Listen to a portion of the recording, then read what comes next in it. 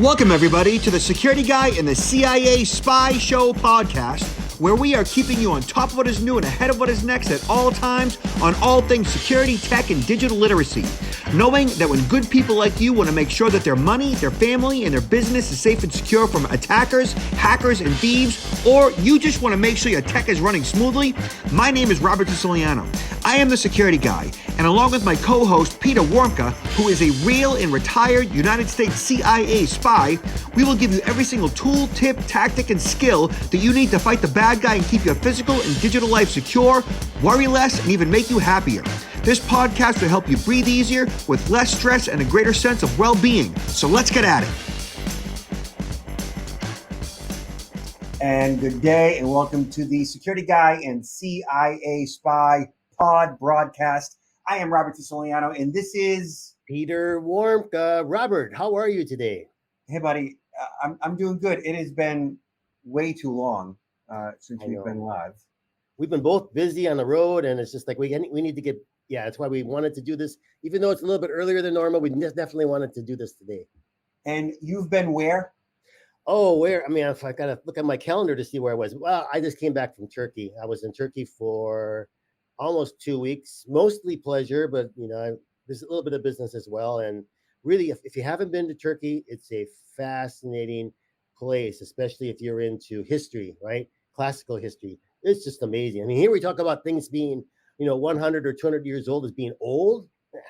We're talking about things being 6,000 years old, right? It's just amazing.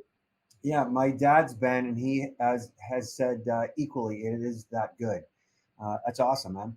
So I am actually, the family and I are heading off to Mexico. Oh, and, wow. That'd be nice. Yeah. And you hear a lot. How was the preparation for all of that? So I do my research on, travel.gov. And obviously, there's been some kidnappings, there's been some murders, and like any, high-risk travel destination, of course, there's pros and cons. And certain parts of the country are more or less, vulnerable. And so where we're going, from the research that I've done, is there's not a whole lot of risk, at least compared to the other parts of the country. So going with the family, of course, I have my concerns, and I would not be going to parts of the country where I was concerned. Yeah, I mean, as we know, I mean, you can make the decisions and try to stay at the safer places. As we see here, even in the United States, where is a safe place? Over the weekend, there was a shooting in front of the Regal Theater, right? Within a few miles of my house. Fortunately, nobody was fatally injured, but it was like 3 teens that had to go to the hospital. Yeah. So risk is everywhere, and part of what we do is, to help you to manage that risk, right? Yeah. One other thing, in preparation for this trip, we renewed our passports, right? We renewed our passports back in December, and they don't expire until actually April, which is, 4 to 5 months ahead of time. And what we learned was that when Biden opened up, the travel to everybody and basically said COVID's over, everybody and their mother looked at their passport and said, "Ooh, my passport's expired." Right. And a glut of people went ahead and renewed their passports. Me, being a responsible adult, just figuring I renewed my passport 4 to 5 months ahead of time, I ended up getting in the middle of all that. And where it was supposed to be 6 to 9 weeks of my passport being renewed, it ended up being 12 to 14, which would have meant I would have missed my trip if I didn't. Wow. Yes. So the urgent passport thing, you can actually get an urgent passport. Here's the problem. Appointments for urgent passports are very sparse.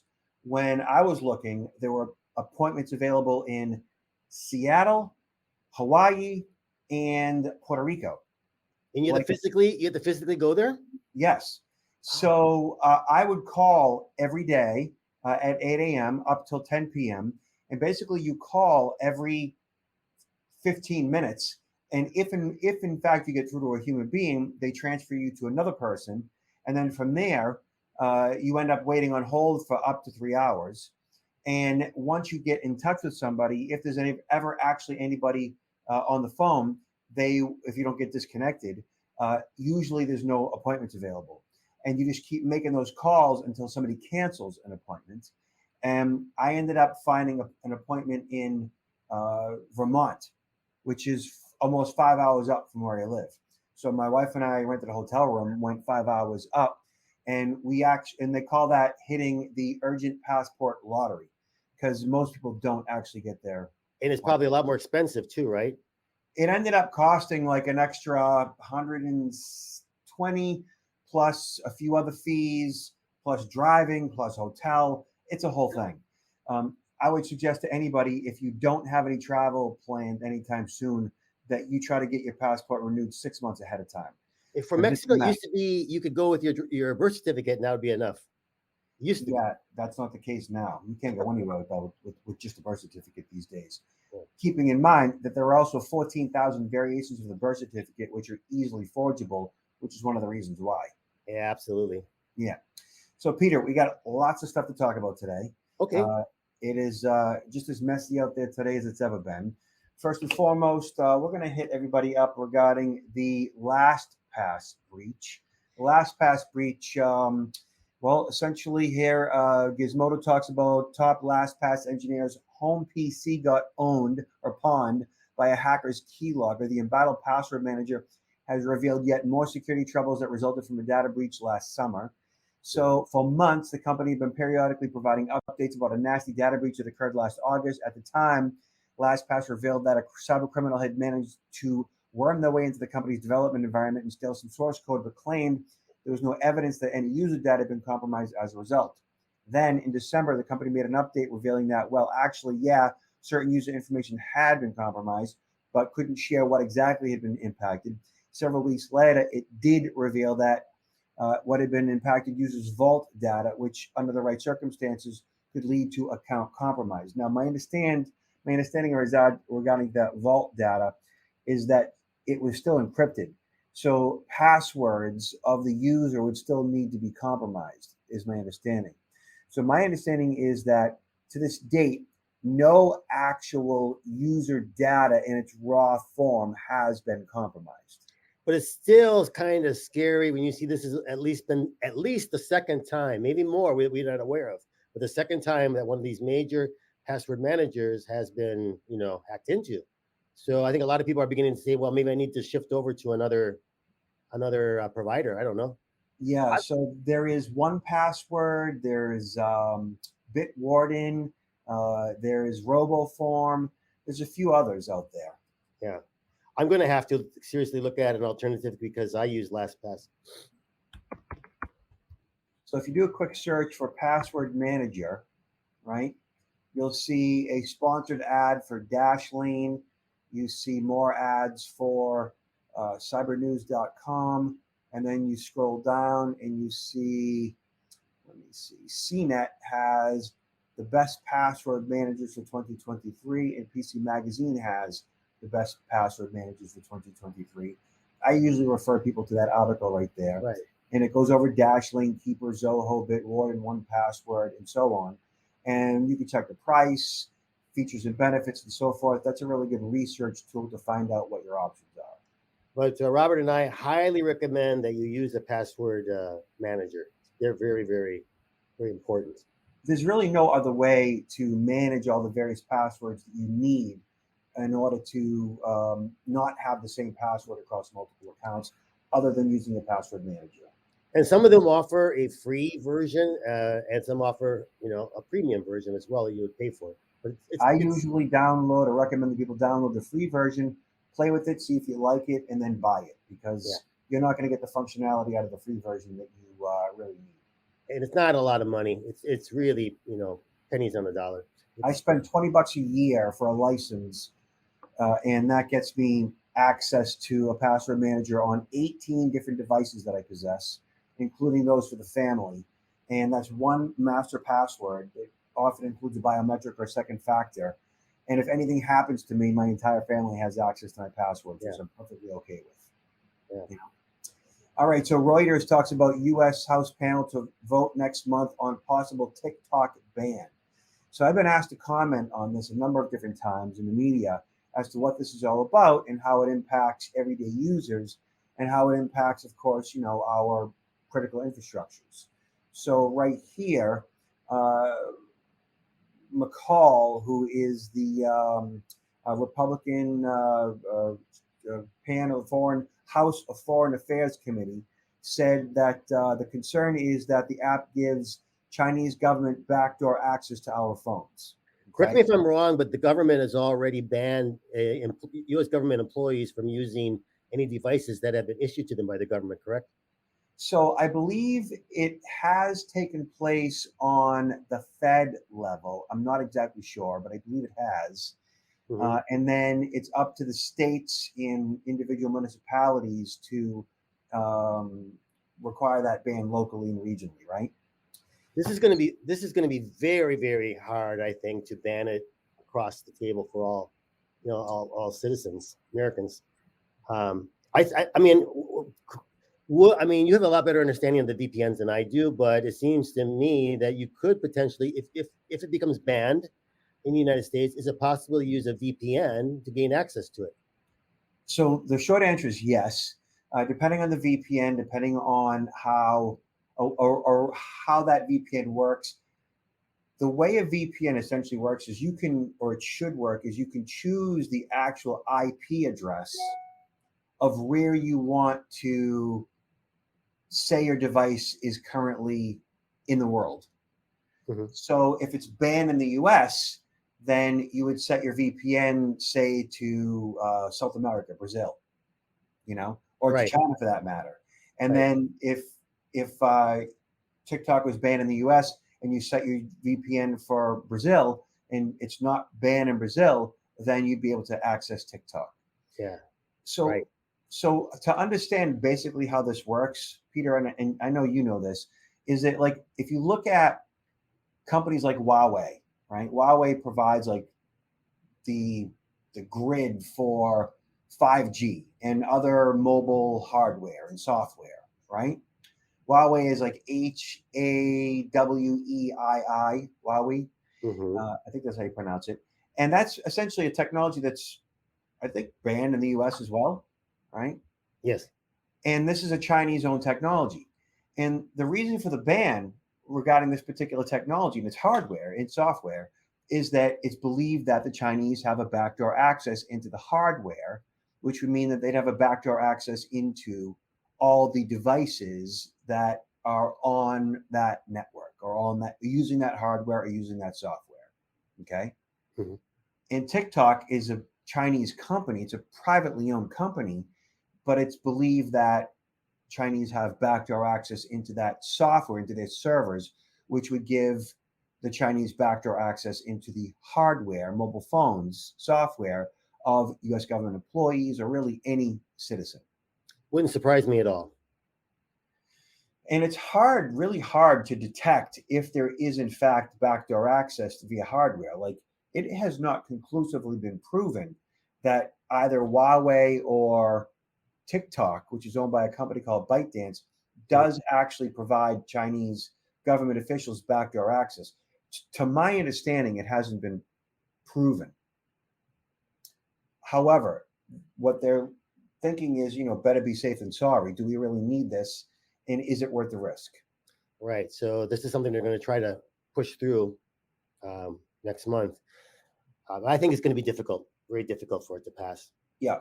Now, for average citizens, and I've been asked this a number of different times, like, what do moms and dads, what do we do? How do we manage risk here? What are our options? And I say, essentially, from my point of view, I don't really think there is much risk here for most consumers in regards to your security, maybe privacy issues. Could that software get access to usernames and passcodes? I guess it's possible, but that hasn't been proven. And I think that if it was possible, I think that would have been proven so far. Mm-hmm. Mm-hmm. Because having access, full remote access to a device's operating system, that would be a pretty obvious vulnerability. And so. I would imagine that forensics experts would have already determined that. I mean, every white hat hacker, and their brother would want to expose that. And if they haven't exposed it, it's because I don't think it exists. Mm-hmm. It is what it is. All right. Next in line, this is interesting, Peter. So interesting and awful. Nearly NPR talks about nearly all U.S. mass attackers were male and faced major life stressor reports finds. So Yeah, this is in regards to mass shootings, Peter, right? I've heard this before, that it's predominantly males that are, I mean, that are the ones that are involved in these versus females, and it's kind of interesting to analyze why might that be the case. One thing that kind of popped into my mind when I saw this article this morning is a lot of the individuals, males, have had guns. I mean, for a period of time, even if they're younger, maybe they started shooting. Maybe their parents took them out, and they started to take, practice using a handgun as a sport.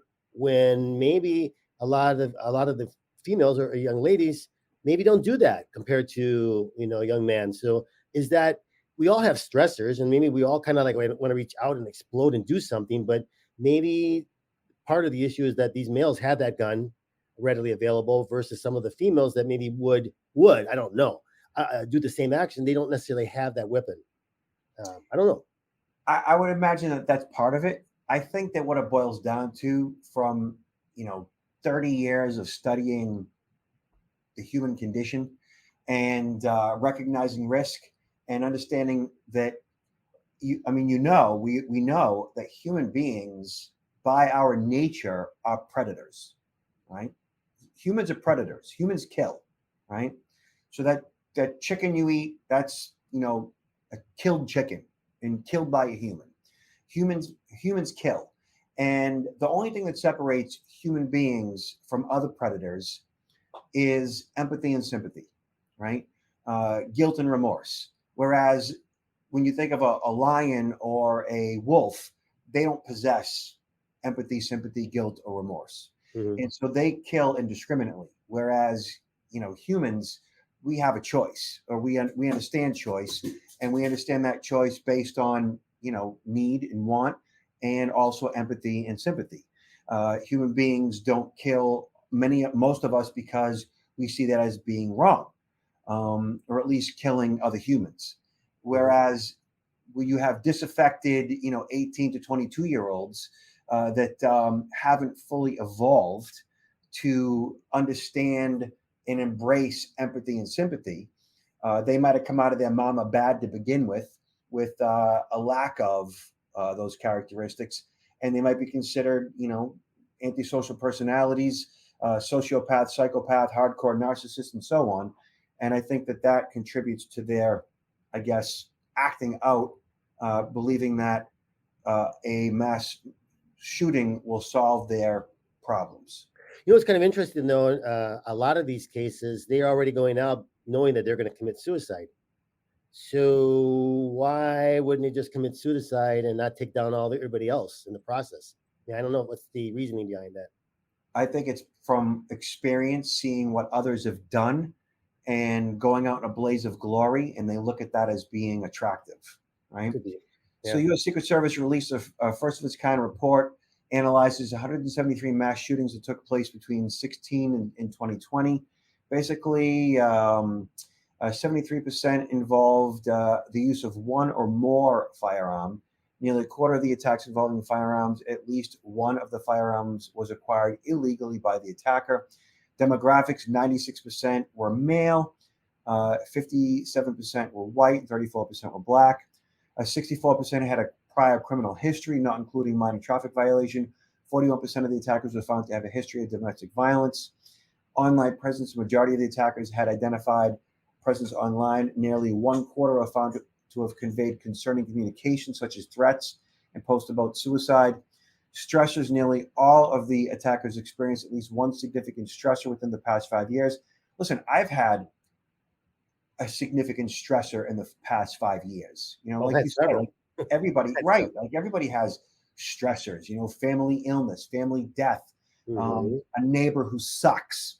Everybody has something, but that doesn't necessarily mean you're gonna, bust out an AR and take down 20 people in the process.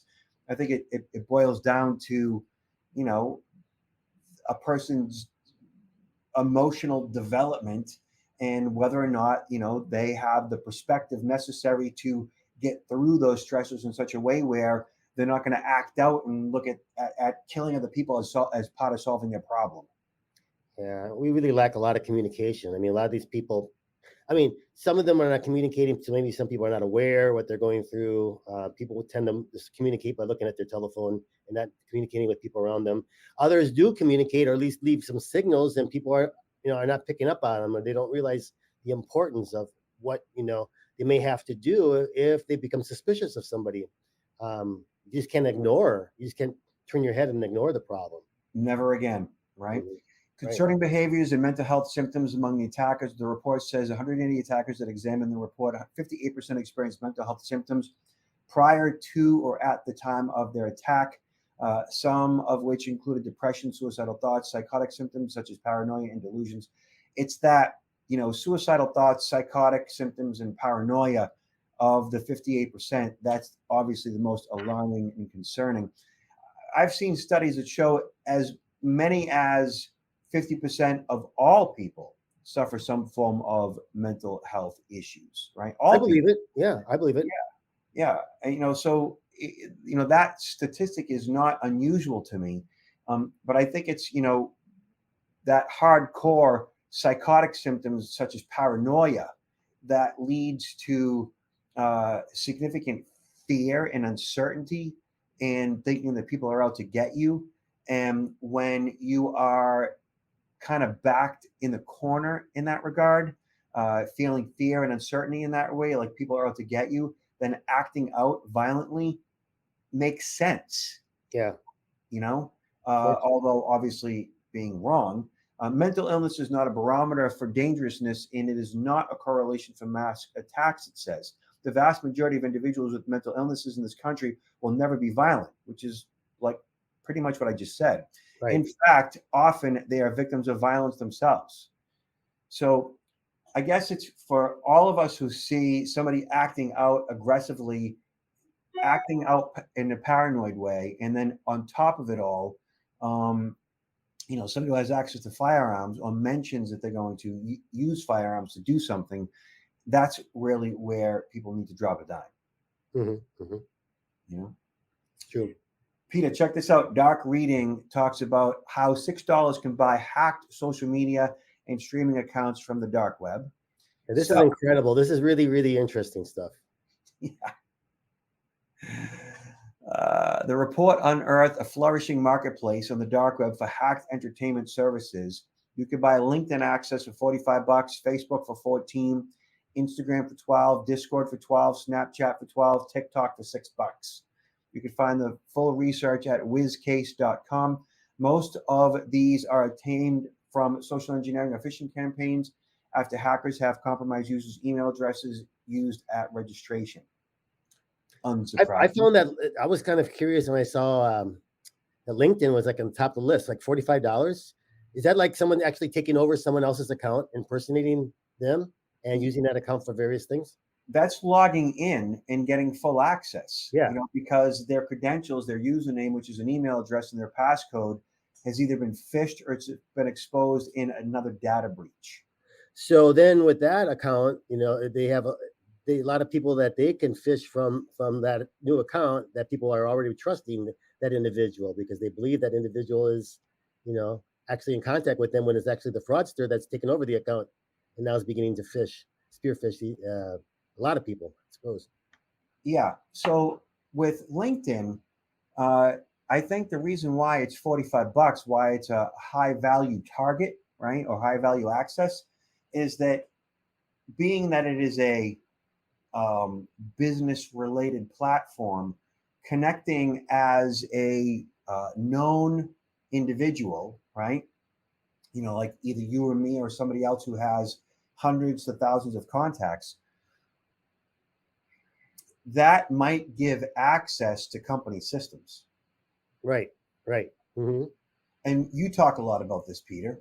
Impersonating somebody on LinkedIn, either usually setting up a brand new account, impersonating somebody, but like what damage could be done if they are actually logged into somebody's LinkedIn account? Oh, much more. And this is quicker. I mean, it takes a while to actually set up an account. and mature that account. It takes time. So $45 is a real bargain. I mean, yeah. I mean, we're like once you're in, like literally the damage that could be done, right? Like you can pose as somebody, get access to find out who's in accounts receivable, who's in accounts payable, who's in manufacturing, like gather the necessary intelligence on your target company based on, now the bad guy is compromise a known profile, somebody who's known, liked, and trusted, asking basic one-on-one questions about, who do I contact to send an invoice to? Who do I contact for this and that? And you've got somebody on the ground who you're connected to that's going to give you all that legit information and even maybe introduce you to them. Yeah. And there's 800 million LinkedIn accounts out there. So there's a big pool potential. Peter, tell everybody what you are up to these days, what you have going on.